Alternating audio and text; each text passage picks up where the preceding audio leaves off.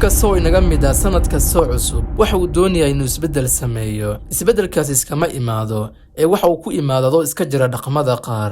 Muuqaalkani waxaan kugu soo gudbinayaa 5 dhaqan oo ay tahay inaad iska dayso haddii aad doonaysid isbeddel dhab ah.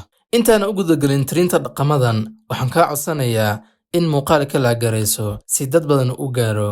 Dhaqanka koowaad waxa uu yahay jooji waqti la qaadashada saaxiibada aan horay ku wadin, saaxiibada aan u soconin halkaad u socoto, saaxiibada aan kaa horeynin, saaxiibada markaad isku timaadaan kaliya ka sheekeynaysaan ciyaar iyo naago. Saaxiibadaasi horay kuma wadi karaan saaxiib. Iska daa oo waxaad samaystaa saaxiibo cusub oo kaa horeeya, markasta kugu dhiirigelinaya wanaagga iyo khayrka. Saaxiibo aad ku dabadayan kartid, saaxiibo kaa horeeya. Saaxiibadaasi waxay ka shaqayn karaan horumarkaaga, waxayna qayb ka qaadan karaan inaad ku dayato iyaga. Dhaqanka labaad waxa uu yahay jooji inaad ka cararto dhibaatooyinka ku haysta. Ha ka cararin, taa beddelkeeda wajah. Haddii dhaqaal yari ku hayso, xal u raadi. Baro xirfado kala duwan oo ku soo gelinaya dhaqaale badan. Saaxiib, maanta xirfaduhu way badan yihiin. Haddii aad barato 2 xirfadood ama 3 xirfadood, waxay soo gelin karaan dhaqaale weyn. Haddii aad la leedahay xiriir samaysan qof, xiriirkaasi soo afjar. Yuusan buuq iyo stress ku gelinin, noloshu kaaga dhigin ciriiri. Xiriir kasta oo samaysan oo qof aan la leenahay waxay hoos u dhigaan horumarkeena, waxayna naga dhigaan qof daciif ah. Dhaqanka saddexaad waxa uu yahay naftaada been ha ku sirin. Waxaadan ahayn ha iska dhaadhicinin, haga sheekaynin naftaada inaad tahay.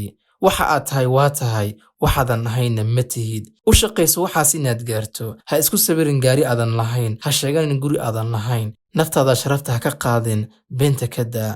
Ixtiraam iyo qadarin ayay kugu leedahay. Saaxiib, wax kasta oo dunida yaala waxay kaliya kaaga baahan yihiin dadaal iyo inaad waqti geliso. Waadna ka dhabayn kartaa. Waxaas aad isku sawiraysana waad heli kartaa. Dhaqanka afraad waxa uu yahay inaad qaldanto ha ka baqin. Marka aad wax qorayso kama baqatid inaad qalado, waayo waxaad og tahay inaad tirtiri karto. Marka maxaa kugu kalifayo in adoo waxba samaynin aad ka baqato inaad qaldanto, aadna qaadato nidaamka inaad waxaas u samayso si perfect ah? Ma dhacayso. Waxaadan qaldin lama soxo saaxiib. Inaad qaladaa waxa ay ku baraysaa waddo kale oo ku sixi kartid. Inaad qaldanto waxa ay dhaantaa inaadan waxba isku dayin. Waxay dhaantaa in hadhowaad ka shalayso maxaad u qaban weyday. Saaxiib, qalad cashir ka baro kana soco. Wax kastoo cusub qofna si perfect ah uma sameeyo ilaa uu qaldamo.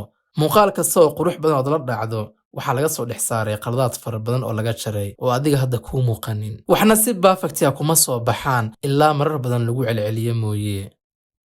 Dhaqanka ugu dambeeya aan rabin inaan kula wadaago muuqaalkani waxa uu yahay jooji sugitaanka. Saaxiib, ilaa goormayaad sugaysaa? Intee sano? Ii sheeg xilliga ay imaan doonaan waxa aad sugayso. Xilliga ay dhici doonaan. Ma waxaad sugaysaa dabaylku giisalka aad doonayso? Mucjisad kaa dhigta qof guulaystaa, nolol ahaan sareeya, dhaqaal ahaan dhisan, lagu tashto. Waad sugaysaa, laakiin yaa samaynaya? Maba ahan sunnaha adduunka in waxay iska dhacaan ilaa aad ku dhididid, ilaa aad u dadaashid, ilaa aad waqti, tamar iyo maskaxaad ku bixisid. Dadka dunida ku guulaystay ee maanta la sheego, ma waxaad moodinay iska heleen waxaasi? May, wallaahi habeeno badan ayay u soo jeedeen, waqtiyo badan ayay u dhafreen. Marka ay ka sheekaynayaan xitaa marka qaar way ooyaan, waxay og yihiin dhibaatada ay u soo mareen waxani. Saaxiib, qof hadaf leh hurdo kama dhargo, waqtigana ciyaar kuma lumiyo ilaa uu ka gaaro dantiisa.